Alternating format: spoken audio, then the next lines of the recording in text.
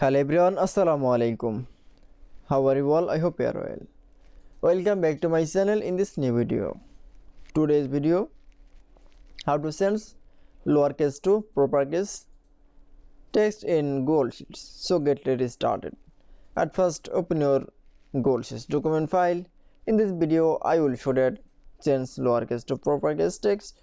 Now select from the text side. Now keyboard press from the equal option. Now type from the proper and first bracket, then select from the text. Now press from the enter. Now click with the tick mark. That's it. Then you show all text is from the sense lowercase to uppercase is very easily. I hope to enjoy the video. Please like, comment, share and subscribe my channel.